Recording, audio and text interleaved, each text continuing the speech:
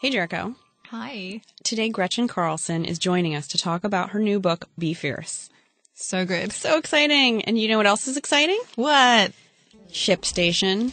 So ShipStation is a product that allows you to ship all of your online orders super quickly and easily. They're the number one choice of online sellers, and you can, whether you're on Shopify, Squarespace, Etsy, BigCommerce, or over 75 other popular selling channels, they will find the best rates for you.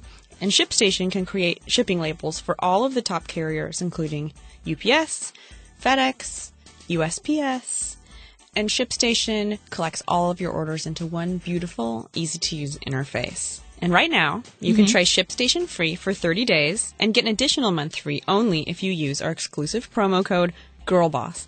Don't wait. Go to ShipStation.com, and before you do anything else, click on the microphone at the top of the homepage and type in Girlboss. That's ShipStation.com. Enter Girlboss. ShipStation.com. ShipStation. Make ship happen.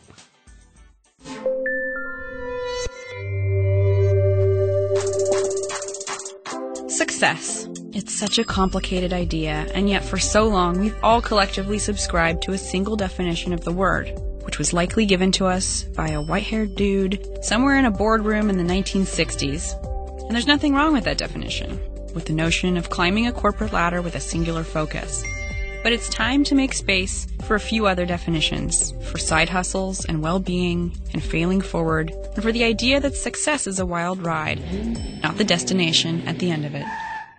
Join me for a journey into the lives of women who are redefining success and paving the way for others with grit and grace. I'm Sophia Amoruso, the founder and CEO of Girlboss Media, and this is Girlboss Radio. Today's guest is joining us to talk about one of the most relevant and important and sad issues facing women today. You guessed it, sexual harassment. Last July, Gretchen Carlson came forward with her experience being sexually harassed at Fox by then CEO, the late Roger Ailes. I wanted to come forward, not just for myself, for all the other women whose voices have not been heard, and mainly for our next generation. Ailes denied the claim, and the suit was settled for $20 million. Ultimately, Gretchen's bravery inspired a movement, and after several other women came forward to share similar stories, Roger Ailes was fired. It's a story that's all too familiar for most of us. We've seen it in the spate of Me Too stories that have come out in recent weeks following the allegations of assault, harassment, and abuse against Harvey Weinstein. We've seen it in the women coming forward about similar experiences in Silicon Valley. And if you pick up Gretchen's book, which came out last month, called Be Fierce, Stop Harassment and Take Your Power Back, you'll see it in so many of the interviews she did, spanning not just Hollywood and Silicon Valley, but every profession and walk of life you can imagine. And what's abundantly clear from all of this is that coming forward can be an excruciating choice for a woman to make. If you are the breadwinner in your family, or, you're a single mom trying to make ends meet and you're being sexually harassed, are you going to just automatically raise the roof and come forward? Not to mention not only losing your paycheck, but then all the names that are associated with you when you do come forward. Today, Gretchen joins us to discuss her new book, which includes a 12-point checklist on what to do if you're being harassed at work, and to continue what's become an international movement of women refusing to shut up and sit down. Cultural shifts don't happen quickly, but my goodness, look what's happened in only 15 months since my story broke. It's really amazing that women have been able to dig deep and find the courage to come forward in mass. Before we speak to Gretchen, please welcome Girlboss editorial director Jericho Mandybur to the show. Thank you so much. We're in LA. It's real hot. Yeah, but it's cold in the studio. You know what the air conditioning is good for? Getting sick. Reading Girlboss.com. Oh, yeah. I forgot about my job. Yeah. So, I don't know if you guys know. If you don't know, all I do full-time now in a team of over 10 amazing women is Girlboss.com. We have our Girlboss rally, which is coming up in just, oh my gosh, less than 2 weeks. So soon. And we're creating tons of awesome stories every day that are relevant to you, whether it's work, relationships, productivity, money. We talk about beauty, we talk about mental health, wellness. Relationships, politics. Yes, identity, psychology. The whole thing. So go to girlboss.com and check it out. And Jericho and I are going to talk a little bit about something that we really loved that we wrote this week. Yeah, and that is a piece that a contributor actually called Anne Ichikawa wrote for us, all about getting laid off, and she would know because she's been laid off 5 times. Oh my gosh. Have you ever been laid off? That's really bad advice. No, I've laid people off and it's the worst thing in the world. Yeah, that's really hard. I mean, imagine. I don't think it's worse than being laid off though. Yeah, I've never been laid off, thank God, but I think if I did, I would just cry a lot and then sleep for like 2 weeks. But that's not a good idea, apparently. Anne says that you have to do other things if you want to feel good. Firstly, you have to try and chill, which is easier said than done. But on the day that you get laid off, the best thing to do is just call your friends, have a manicure, do yoga, sleep if that's what you want to do. But don't go straight into crazy, I need to get a new job mode where you're on LinkedIn frantically applying for new jobs. That's what I'd be doing. Yeah. Apparently, my company went bankrupt and I was like, oh my God, another company. 24 hours. Whoops. Here we are. Yeah. Because, I think the reason that maybe is not such a good idea is that you don't necessarily have a strategy, and you're going to rush into the next job without necessarily thinking about, is this still the thing you want to do? Are there other ways to find a job that might be better suited to you? For example, networking, getting in touch with all the people that you know that you used to work with, or people from companies that you really want to work with, and just taking a step back for a second, is her advice. Yeah, I can't tell you how many people have read Girlboss and said, oh my gosh, I got laid off and I, read your book, whatever. And it's the best thing that ever happened to me. And I think the book has very little to do with it. I think we're all in charge of changing our own lives and changing our own minds. But it is a nice reminder, just, when the unexpected happens to you, it's always an invitation from the universe to say, hey, maybe I shouldn't have been going in that direction anyway. Or maybe there's something better out there for me in that direction. Mm-hmm.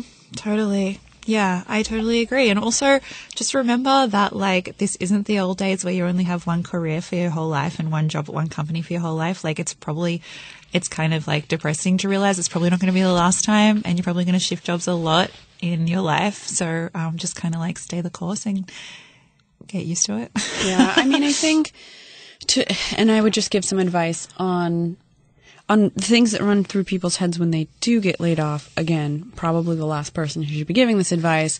But I think people think that they've been singled out sometimes. Mm. And I know that is possible in some companies, but often it's so hard to have something happen in your life where you can't point back to the thing that led to that. You're like, wait, what did I do to manifest this? You want answers. And if you get fired, you can usually, take responsibility for it or be like, wow, that wasn't fair. Or there's something to respond to. When you get laid off, there's no answer. It's just kind of like your job was eliminated. It's actually not personal. And I think the thing is, it's the unfortunate nature of the ebb and flow of building companies and shifts in strategies, and this world is changing so fast. And I think this is part of why you see the rise in freelancers, in that we want to take control of our lives, of our careers, of our time, and not be subjected to the whims of a company. That can be just as stressful, granted. I mean, in Nasty Gal's case, I think it was a sign of something, that was years out, eventually happen. But it doesn't always mean that in that company. And with so many startups, you're going to see, so much of that as people learn what works and doesn't work and pivot and shift strategies and, move from editorial to video, as so many media companies are doing, or, you name it. Anyway, that's not an apology, or I don't know. Was that helpful? That was so helpful. Okay. Yeah, I think that you're Sucks. right. And it does suck, but it's also hey, it's life. Yeah. Yep. Just look after yourself and each other. So you can read all about that at girlboss.com. And Jericho, who was the author again? Anne Ichikawa. All right. Thanks, Anne. You know what's way more fun than getting laid off? What's that? This awesome partnership we're doing with Pinterest. If you guys have been listening to the podcast lately, you know we've partnered with Pinterest to encourage our listeners and ourselves, everyone at the office, to try new things. So what if you made Wednesday your official day to make small changes that lead to big results? Well, we're asking you to do just that with the hashtag #WhatIfWednesday. So it's easy to participate, and you could win some seriously amazing prizes if you do. Each week, we're giving away 3 signed copies of the brand new Girlboss workbook by Sophia Amoruso. And you can also win free tickets to the Girlboss rally in New York City. And if you want a chance to win, here's what you need to do. Here on Girlboss Radio, we're going to give you a weekly challenge. So listen up. After that, you can head directly to Pinterest. Girlboss has an amazing hashtag #WhatIfWednesday Pinterest board full of inspiration that'll help you get started on your path to trying new things. And this week, Jericho, what are we wondering? We're wondering, what if you tried something new to invest in your personal growth? So one way to do that is to experience some mindfulness, spark your imagination, and you don't have to go far to find it. It could be as simple as firing up your imagination by reading a book for pleasure. How often do people do that these days? I read the back of the book. I read Girlboss.com. So take a peek at our What If Wednesday Pinterest board to see what incredible thought-provoking books you could start getting acquainted with. We've curated a list of classics that every one of you should read. And then using hashtag #WhatIfWednesday, hashtag GirlbossRadio, and hashtag MyPinterest on Instagram, share with us what books you're burning through and how they're inspiring you. We'll be sharing our favorites on Girlboss.com and reading some responses out next week. Yes, and remember, you could win one of 3 signed copies of the Girlboss workbook each week, or you could win 2 tickets to the next Girlboss rally. Oh my God. Last week, we asked you guys to experiment with 80s style aerobic workouts. It's not the easiest try for our second week, so thank you for bearing with us. But you guys delivered. Here's what some of you said. Lily Casa, that's at LilyCasas _ said, after listening to Girlboss Radio this morning, I decided to get some 80s outfit inspo. I brought out the visor, long socks, and bike shorts for a workout, starting off my Wednesday right. Thanks, Lily. And she has a really on-point mirror selfie. And again, to possibly win a ticket to the next Girlboss rally in New York, take a peek at our hashtag #WhatIfWednesday Pinterest board and see what incredible thought-provoking books you could start getting acquainted with. So just use hashtag #WhatIfWednesday, hashtag GirlbossRadio, and hashtag MyPinterest on your Instagram post. Post your favorite book. This is a really easy one to possibly get a full day of inspiration at the Girlboss rally in New York. Use those 3 hashtags so we can find you. And give us your recommendations. Have fun. All right, so we're going to talk about MeUndies for a second. The softest undies. The softest undies. Very colorful underwear. Your butt will love them. They feel so good. And you can find them at MeUndies.com/girlboss. They have tons of styles and patterns to choose from for both men and women. And they'll have the perfect fit for your butt and your personality. I just saw that they have glow-in-the-dark underwear. No way. Whoa. Is that true? I turn out the lights for a reason. So that's your choice. But, if underwear isn't your thing, they also make the softest socks in the world. I'm sitting on them right now. And I can assure you they're as clean as they were when I put them on. Oh, God. So to get 20% off the best and softest underwear and socks you'll ever own with free shipping and a 100% satisfaction guarantee, go to MeUndies.com/girlboss. That's MeUndies.com/girlboss. Now, please turn your attention to a woman who is raising the bar for what it means to be fierce. Gretchen Carlson showed so much courage when she came forward to file a landmark sexual harassment lawsuit against Fox News CEO, the late Roger Ailes. And now she's here to talk about her latest book, Be Fierce, Stop Harassment and Take Your Power Back. I grew up in a small town in Minnesota called Anoka, which is the Halloween capital of the world. Oh, what? Why? Very cool. Because early in the 30s and 40s, the eve of Halloween was apparently a raucous time where kids got into trouble, like egging cars. Oh, fun. really bad stuff. And so my town came up with the first programs to keep families together on the eve. And so Congress deemed them the Halloween capital of the world. And it was really cool to grow up and be able to say that to other people. What was your first job? Well, it depends on what you qualify as a job. So I was a really serious violinist as a child, so I would definitely call that a job. because I was practicing like 4 hours a day and spending my whole life going into competitions and performing with symphonies and things like that. But my real job, aside from doing that, was working for my dad. He had a car dealership, and I answered the phones on Wednesday nights. Oh, wow. Yes. And I got very good at Maine Motor, Chevrolet Cadillac. Oh, wow. I hear your accent. I hear... Oh, you do? Yeah, I hear the Midwest The accent. Minnesota. I've pretty much shed myself of that, but when I go home now and actually listen to the radio there, I'm like, oh, do I sound like that? You know, not that it's a bad thing at all, but you can really lull yourself right back into it pretty quickly. Totally. You went to Stanford. So were you working through college? What did you do after college? Did you go straight into the media? No. So I gave up the violin at 17 and decided to just really concentrate on my academics and went to Stanford. And then I also studied at Oxford in England. And then my mom had this harebrained idea where she got a brochure in the mail on the Miss America pageant and saw that 50% of the points were based on talent and really wanted me to still use my violin talent to accomplish something. So she called me actually when I was in England. And I was supposed to stay on for an international business program through Georgetown that I had been accepted to. And she was like, nope. She goes, I think you should really try this because you have the violin talent and you're smart. And this would be something you should, attempt to do. I was going to ask, were they devastated when you traded in the violin for an education? I was always a serious student as well. But yes, because of all the time and effort that I had put in, honing that is, something they thought was going to be my career. Anyway, so she found this other avenue, and then I basically thought that was a pretty crazy idea because I had grown up a tomboy and wasn't in pageants at all and had struggled with my weight. And you won. Yeah, I mean, she's a really convincing person. And I mean, the one thing I guess that's been constant in my life is if you put a goal in front of me, I work incredibly hard to get there. So once that was in front of me, I decided, well, I might as well give this 110%. So and you became Miss America. Uh-huh. That's insane. What is it like to be Miss America? And, where you stand right now, do you still relate to that person? Yes, as far as the goal-oriented, achieving person, of course. Yeah. What is it like to be Miss America? Within the first 24 hours, I was annihilated. Basically taken down by a female reporter at my first press conference. I had been dubbed the smart Miss America because of where I went to school, and I thought that was a good thing. And within a matter of moments, she decided to prove what an idiot I was by giving me a test at the press conference and asking me all sorts of ridiculous questions, ending with number 19, have you ever done drugs? And number 20, have you ever had sex?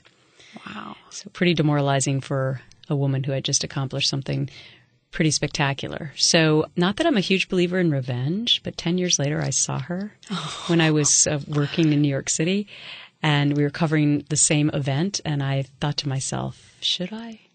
And then I went, yep. So I walked up to her when I was done with my live shots and I stuck out my hand and I said, hi, Penny.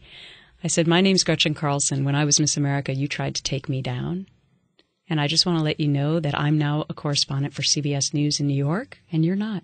What did she had nothing to say. I'm sure she didn't recognize me. I didn't wait around long enough to see a reaction. I turned around as fast as I could and marched away. But so being Miss America really taught me amazing skills with regard to communication and standing up in front of people and giving speeches extemporaneously.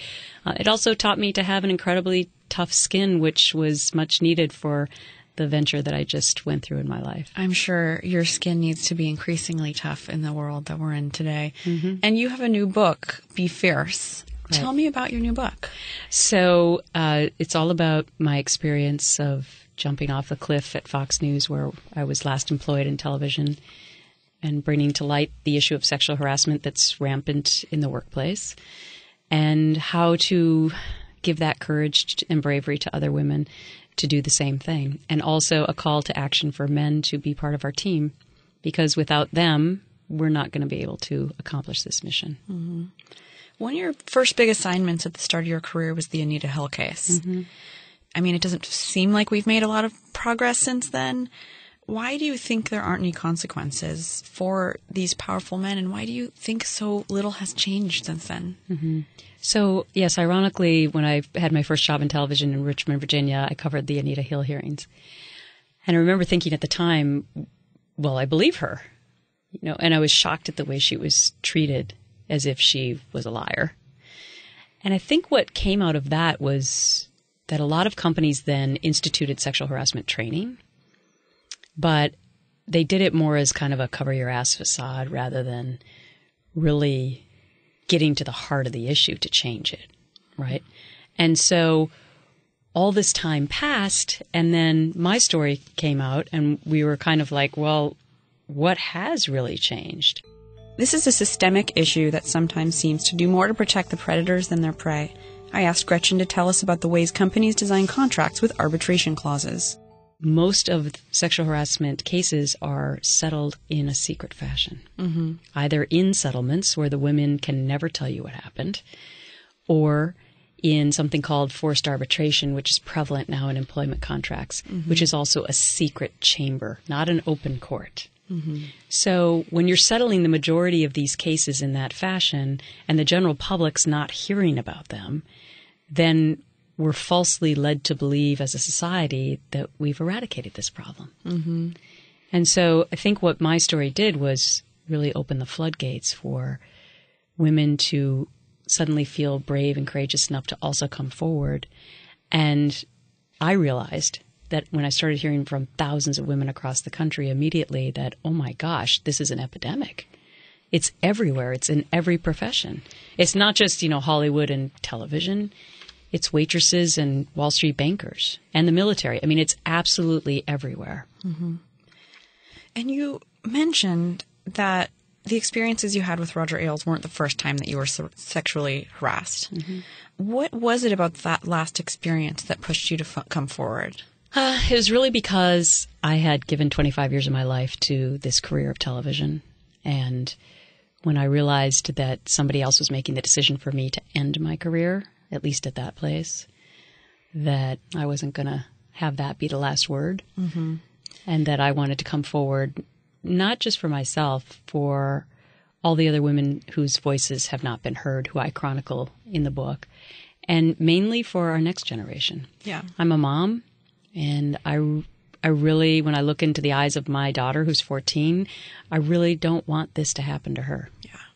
I think it's easy in the world that we live in, when we go through the corporate culture and we're exposed to this kind of treatment for so long that, the unwritten rule seems to be that if we don't come forward and talk about it, we get to keep our jobs and everything is fine. And, as long as nobody's doing and people put up with much more than harassment and don't talk about it. And, it's a personal choice to come forward about it. But I think what you've done and what so many women are doing right now makes it possible and takes some of the stigma out of doing that. Thank you. I just want to also mention that it's an excruciating choice to build up that courage. Yeah. And so many people have said to me, well, why did you wait so long? And, why didn't you just, blow it out of, what right away? Well, listen, that is not a realistic scenario for most women. Courage is not something that you just decide to do in one night. It's a process. And that's why I would never criticize any woman for the timing of when she decides to come forward, because it's such a personal choice. And by the way, if you are the breadwinner in your family, or, you're a single mom trying to make ends meet and you're being sexually harassed, are you going to just automatically raise the roof and come forward? You work hard enough to get to where you are. Exactly. And so it's an incredibly tough choice. Not to mention, not only losing your paycheck, but then all the names that are associated with you when you do come forward. You're a liar. You're a cheat. And you your just Google want search money. results. Yeah. I don't care so much about It's hard that. to control regardless, right? Yeah. I expected the attacks, but I 100% understand why women up until this point had not come forward. Yeah. And so, wait, I saw that Bill O'Reilly is taunting you right now with handwritten thank you notes that you gave him a really long time ago to make it seem like he's a good guy. Is that really happening? This is the classic strategy of what some companies do to try and shift the blame. I'll just say this, that, as I said, I grew up in a small town in Minnesota, and boy, am I glad my parents gave me some good discipline and polite manners. They told me to write thank you notes to every single person, and I still do it. And I still have my kids write thank you notes as much as they don't like to do it, because I think it's really important to have that human connection. I agree. So I guess I'll just leave it at that. It really has nothing to do with being sexually harassed. No. Yeah. No. And we just found out this past weekend that Bill O'Reilly was invited to come back on the air. His contract was renewed after settling a $32 million suit. And he's obviously since been terminated.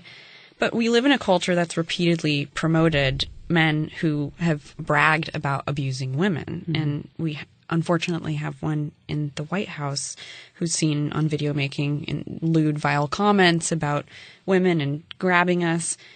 What do you think it says about our society that this is allowed to persist? Well, let me take the first one first.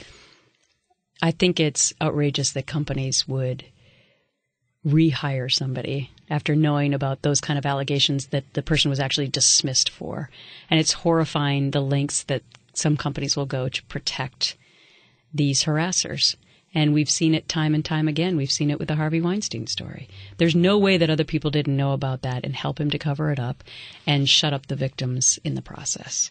So, you know what? If this is finally the tipping point where this isn't going to be, it's not going to be acceptable anymore to women and to men, well, bravo to all of us in 2017, but it's been a long time coming. With regard to the president, you know, every person in America still has the ability to have their own personal vote. So it's a little bit different than somebody who's in charge of a company and being able to fire that person.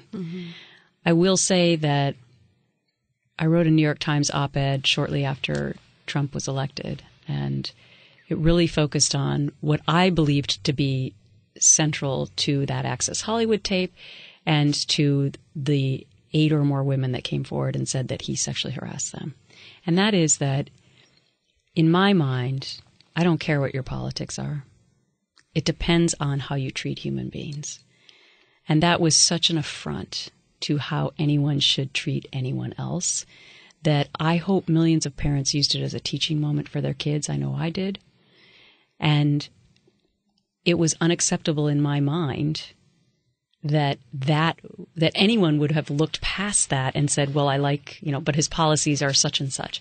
To me, treating human beings with dignity and showing respect between gender is the utmost importance and has become my mission ever since my story broke. I mean, imagine hearing that tape. For me, it was very personal. Yeah, I can imagine.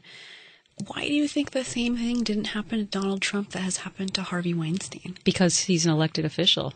I mean, you're not going to, like I said earlier. It came out before he was president. Mm-hmm. Right. What is it that made him capable of doing that, coming through with like audio tape, like video, like whatever, like actually more, media kind of confirmation? The only thing I can say about is that having covered politics for 25 years in television news, there has been no other person that has been able to get away with the kind of comments and behaviors and outright fabrications. I've never seen that ever before in politics. And as all those events continued through the candidacy, people would say, well, this will be the final blow, because he said that about John McCain, or this will be the final blow because the Access Hollywood tape came out, or this will be the final blow because he said he could shoot people on Fifth Avenue and he'd still, be able to win. And each time a more outrageous thing was said that any other candidate would have fallen from in 2 seconds. He did not. And what does that say about the American culture? What does it say? I don't know, because I'm not a psychologist. But what I would say is that for whatever reason, there was so much anger percolating amongst Americans on both sides, actually. I mean, that's how you had the birth of Bernie Sanders, too. They were both deemed these outsider candidates. And there was so much anger about nothing getting done in Washington that both political sides wanted somebody that was going to go in and blow it up. And so my only explanation for it is that deep-seated anger allowed a certain group of people, a lot of people, to just put on blinders to anything else he said. All they cared about was go to Washington and blow it up. Is he, I don't want to talk about, I'm so tired of him, but there's some mastery of the media. I mean, he seems like he's just kind of a loose cannon, but he must know something that's no one else has ever known in what he's doing. And I think it's probably just, causing so much confusion that it just makes people constantly talk about him. But I mean, I think the big question is whether or not it's orchestrated or it's just off the cuff. I mean, that's what I think about when I look at it. I've known him for 27 years, so I will tell you this. He is a master marketer. And he's done that with his television shows. And he used to come on and I would interview him and he would say that The Apprentice was the #1 show on TV. And I would actually say back to him live, actually, it's not, And then he'd say, oh, yes, it is, Gretchen. I'd say, no, it's not, Donald. He's writing like revisionist history in real time. Yeah. And then people at home are thinking to themselves, wow, I should really be watching that #1 show on television. Before you know it, it's the #1 show on television. And so knowing him like that, it didn't surprise me to see him use the same kind of populist messaging in his campaign speeches. And he knew what the American people wanted to hear, whether or not that ever came true, or whether or not he ever plans to pass any of those laws or policies or get behind them, I have no idea. But I tell you that story because I believe it was analogous to how he actually won. He does have a knack for knowing what people want to hear. Now, whether or not that's orchestrated or it's just off the cuff when he wakes up every morning, who knows? We're going to talk with Gretchen more in a minute, but first I'd like to talk to you about how I'm buying delicious organic food without the high prices. How? I love Thrive Market. Thrive Market is basically like your grocery store, but at wholesale prices. They have all of the top premium healthy and organic products. And unlike your typical organic and non-GMO products that are marked up to crazy prices, Thrive Market sells them at wholesale prices. And Jericho, I know you're always checking ingredients to see if they're really vegan. Sometimes. And you try to get your Vegemite. I do. In. Well, Thrive Market has it all for you. With a click of a button, their entire catalog sorts everything that is vegan, gluten-free, basically whatever your food restriction is, you can shop with that food restriction. How do they give us the wholesale prices, though?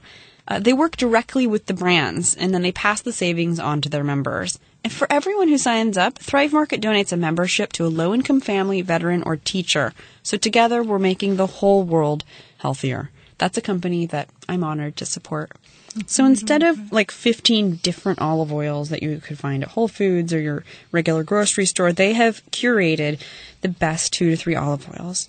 And you can trust that their markets will be sourced from the best of the best ingredients at the most affordable prices. They do all of the homework for you. We love curation. I have decision fatigue every day. Thrive Market is for me. So, Girlboss Radio listeners, get $60 of free organic groceries and free shipping and a free 30-day trial membership by going to thrivemarket.com/girlboss. And keep in mind, their prices are 25 to 50% below retail because they cut out the middlemen and middlewomen. And now they're offering $60 of free organic groceries and free shipping. Go to thrivemarket.com/girlboss. In Be Fierce, Gretchen provides us with a playbook of sorts designed to help you navigate the excruciatingly difficult process of coming forward with your story. I asked Gretchen to walk us through the 12 steps women can take if they are contemplating coming forward. First of all, there's 2 types of sexual harassment. There's quid pro quo, which is actually the much more obvious one, which is, for example, if you sleep with me, I'll give you a promotion. Shockingly, for the thousands of women who reached out to me after my story broke, I would say that 99% of the stories were so outrageous that there was no subjectivity whatsoever. So most of them were quid pro quo. Now, the other category is a hostile work environment, and that's where subjectivity comes into play a little bit more. So, for example, if somebody says a lewd joke or has porno up on their computer screen, how I happen to react to that may be different to how you react to it, and that's where the subjectivity comes into it. And I actually think that that's where the waters have been muddied in this, because people will say, well, you just couldn't take a joke, right? Mm. But what you think is offensive, I may not, but that doesn't mean that you're not right. Yeah. And so, again, I'll just say that the majority of the women who reached out to me, it wasn't about a joke. Yeah. Okay? It was about something like so outrageous that when a woman asked for a promotion, the guy told her to get up on the desk and sprut him.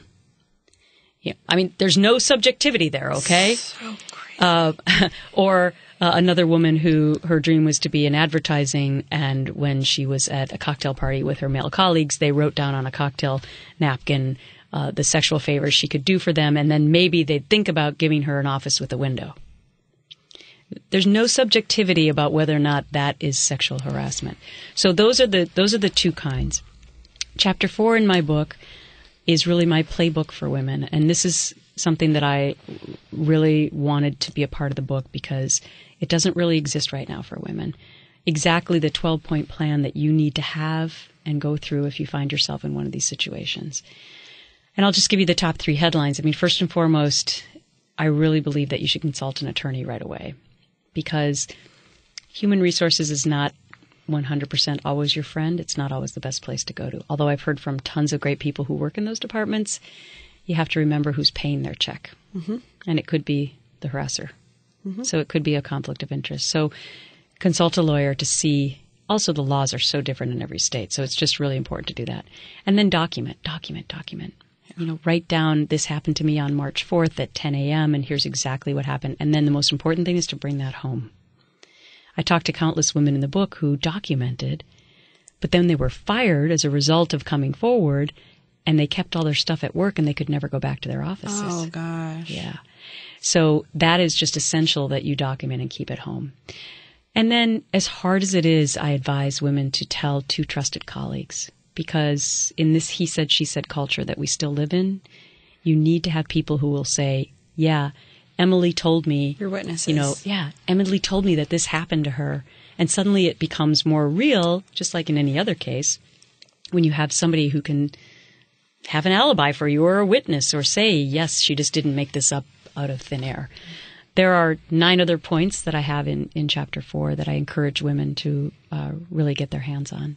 What I thought was so powerful about the Weinstein news was seeing the Hollywood women join forces to expose him.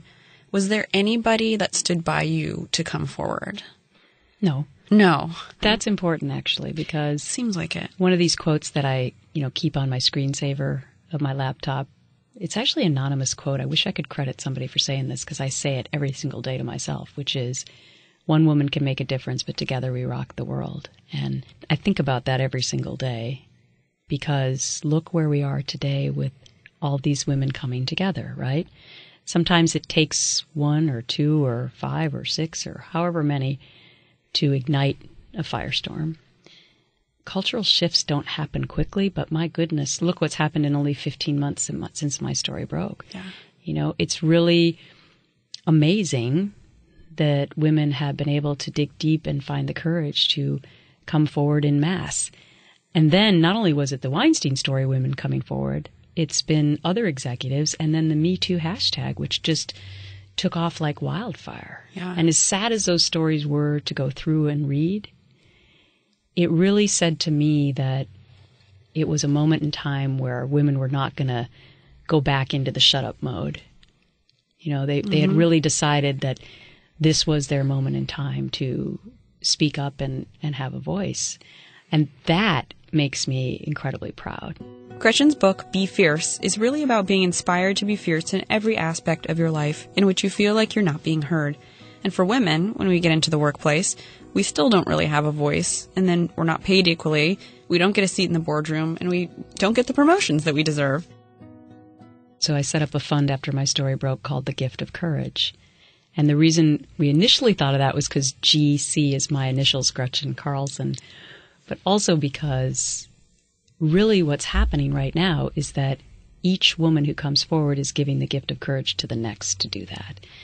And I'm very proud to announce that all the proceeds from the book are going back into that fund because I think it's incredibly important to keep that going to empower women and girls, and that's what my fund does. That's great. Yeah, it would be interesting if there was a fund, or maybe you can do this with your fund, where, women who are fired in retaliation for coming forward, there's something that kind of scoops them up and provides, legal services, or even just helps offset their overhead for a period of time. Well, funny you should mention that. Yeah. So an offshoot of my fund is the Gretchen Carlson Leadership Initiative, which is exactly what you're just talking about. So I'm funding through my fund money for women in 9 cities, a tour that we're doing where they can come for 3 days of workshops. It's specifically designed for women who don't have any means, for underserved women who need legal help, who need advice on sexual harassment, and how to have a voice more actively and civically in life. So that's kicking off in November in Dallas-Fort Worth, and then it moves on to Minneapolis, which is where I'm from, then Charleston, South Carolina. If people want more information, they can go to aitogether.org and sign up and come to all these workshops for free. That's so great. And, we're talking about right now really the women who don't have a household name. And we've seen a lot of household names come forward, and they're the ones who really have bolstered the stories of the women who have come forward, but we might not know about them. Mm-hmm. I think using the media is incredibly important. A lot of people don't know how to use the media to alert their friends or colleagues or people in an industry about who we should be on the lookout for, because you can sue anybody, but the press may not pick up on it. I think exposing the abusers is part of ending it and just shining a light on what's not okay. Mm-hmm. What advice might you have for someone who doesn't have a platform but wants to get some attention for their allegations against someone who has sexually harassed them? Mm-hmm. So first of all, that was the impetus for writing the book, because I wanted to share all of these women's stories. And they told me time after time, thank you for being our voice, because they didn't have one. So that was the first step in writing the book. But also, I really believe that social media has played a critical role in this. As much as I have a lot of trolls who come after me on a daily basis in a negative way, I actually believe that social media has really helped to generate keeping these stories alive. And it gives women an outlet to come forward for the first time and say, here's what happened. If you go back and look at the Uber case that came out with a woman engineer who worked there, Susan Fowler, after my story, the way she got her messaging out there was simply to write a blog. And then it went viral because a couple people saw it. And the next thing you know, she was becoming a national phenomenon, right? Mm-hmm. So if we didn't have social media or blogs, how would her story have gotten out there? Mm-hmm. So I think that's a wonderful example of how women actually really do have the power to message by using what the technology has given us in 2017. I also have encouraged women to call the media to tell their story. I think a lot of times they're fearful to do that, but especially right now. There should just be a hotline that's shared, But right now, media is very interested in finding women who are going through this. Mm-hmm. So, strike when the iron's hot. Maybe 2 years ago, before my story, nobody would have been interested in covering this. But now, I think every local market, because of so much dialogue about this, is much more apt to pay attention to your story. Let's hope that doesn't end. Mm-hmm. I don't want to think it's a trend. How do you handle bullying? You mentioned trolls. And that's another word for bullying. And when any woman comes forward with a personal story, or anyone really for that matter, or we're just not normal in one way or another, the bored people of the world with too much time on their hands and usually bad opinions will jump on us and make us feel bad about ourselves. How do you handle the trolls, and have they ever gotten you down? Well, yes, of course. I'm human. But as I said, my skin became very thick from my Miss America experience and then just being in the media in general. But I actually opened the book with some of the comments that I see on a daily basis from trolls, like, shut the hell up and go back to Minnesota. You wish you were sexually harassed. You're too ugly to be sexually harassed. I hope nobody ever hires you, skank. These are the types of things that I see daily. And listen, if I wanted to just concentrate on that, I'd never come out of the house. Mm-hmm. Sometimes when I'm feeling extra wily, I'll respond to some of these. And, when somebody talks about my physicality, I'll say, oh, I'm sure you're a perfect 10. Mm-hmm. Or, I'll actually retweet some of these people that think they're able to come after me anonymously. And then I'll say to the rest of the world, this is what we're up against. This misogyny. Mm-hmm. You know, as an example. see below this ignorant person, right? I will say this, though, about trolls. Since the Weinstein story broke, and since we've had more revelations about other men being fired as a result of women coming forward, the majority of the trolls that I used to see have suddenly vanished.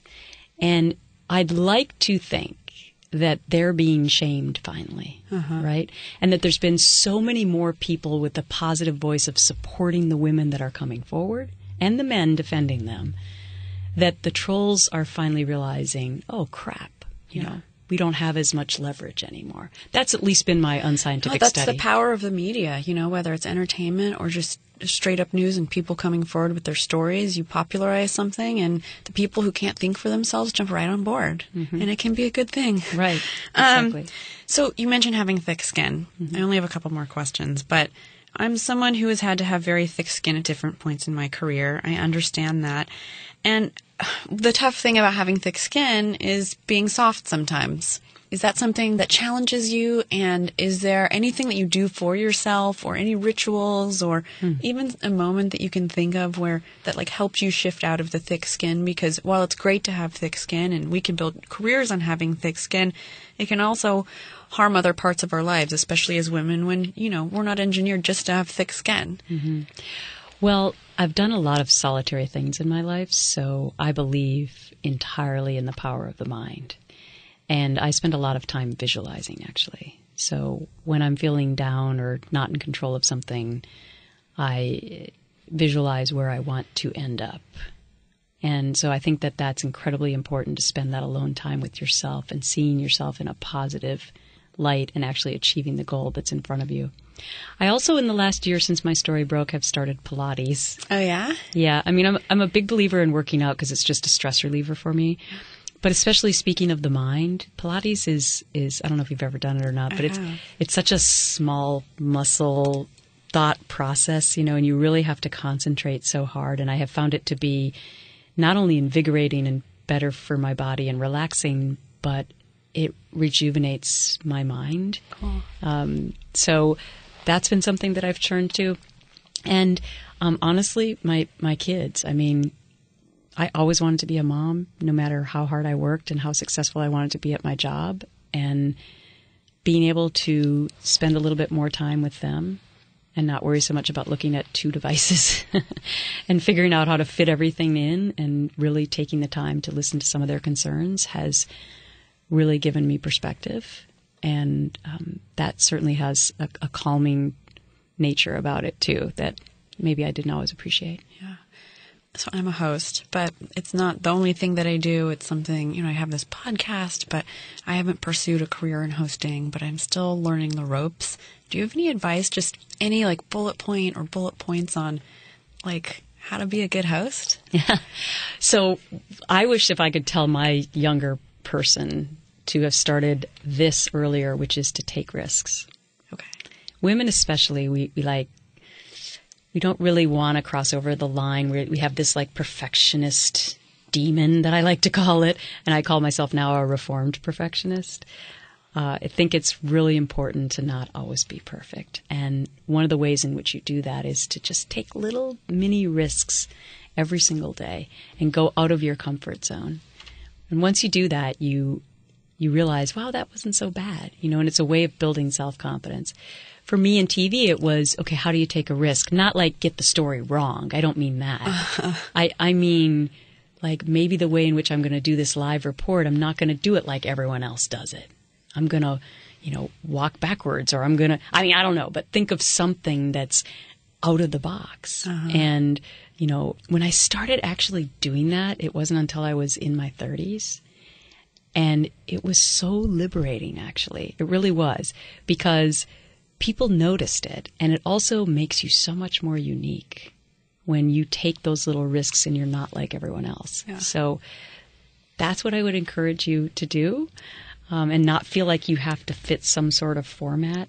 and be like everyone else who does a podcast. Yeah, that's a scary thing on live TV. I'm highly edited. I know, but I really, really recommend it. And I keep a plaque actually on my desk in my office at home now that's all about risks. And it says the person who doesn't risk, doesn't live, love, sense of adventure, anything. I mean, you might be safe in life. It's true. But you will never live it to the fullest. The only reason I've had an interesting life is because I've taken really wild risks. And you're off to a good start. Thanks. What does success mean to you? So what we do at Girlboss Media is really rethinking this concept of success, that the world that you've spent your career in, the world that we all really exist in, the world that I'm building companies kind of peripherally around, was built by and for these guys like Bill O'Reilly.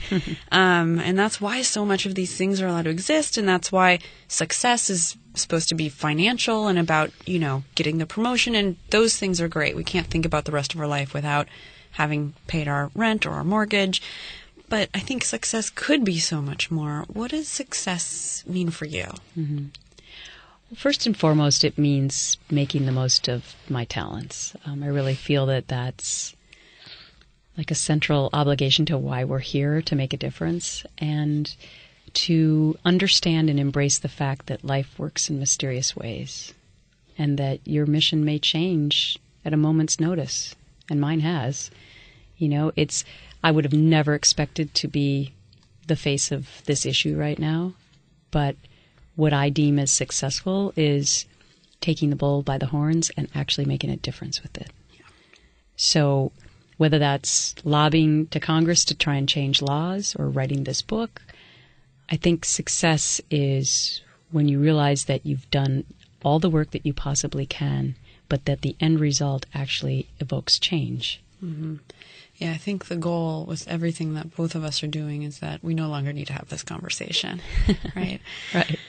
I know you're goal-oriented. And we have another thing called Girlboss Moments on this podcast, which is the time in your week or month, the thing you can think of most recently where you felt like you were in charge of your life because you're on a book tour.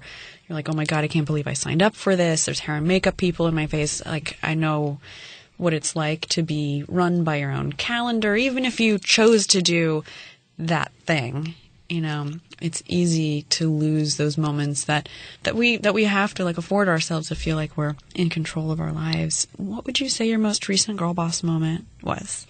Crying my eyes out at seeing so many other women come forward. Yeah. And knowing that I may have played a role in that. Yeah. It's overwhelming. Yeah. That's a good one. Do you ever turn the violin into a fiddle? No. Okay. They're two separate crafts. Okay. Actually, when I was competing in Miss America, a lot of pageant people said, well, you have to fiddle to win. I was like, but that's actually not my talent. I'm morally opposed to the fiddle. I played the violin growing up. Oh, you did? Yeah. Yeah. I mean, hats off to people who can play the fiddle, an Orange Blossom special. That's not my specialty. Yeah. And it was so funny because one of the women who actually chastised me the most happened to be sitting behind my parents after I performed my violin at the pageant, and she tapped them on the shoulder and she said, oh, I'm so sorry. I guess I was wrong to suggest the fiddle. Classical violin was what she should be doing. Oh. So, yeah. No fiddling. I actually don't perform the regular classical violin anymore either. I should. Is the violin clip is it on YouTube of the pageant? Okay, cool. I'm going to find it. Yeah. Thank you so much for coming on Girlboss Thanks for Radio. having me. And where can we find your book and more about what you do? Yes. So GretchenCarlson.com/be fierce. You can find all my information about my fund there and how to purchase my book and just more about the mission that I'm on, my work on Capitol Hill, etc. Great. Thank you. Thanks for having me. Yeah.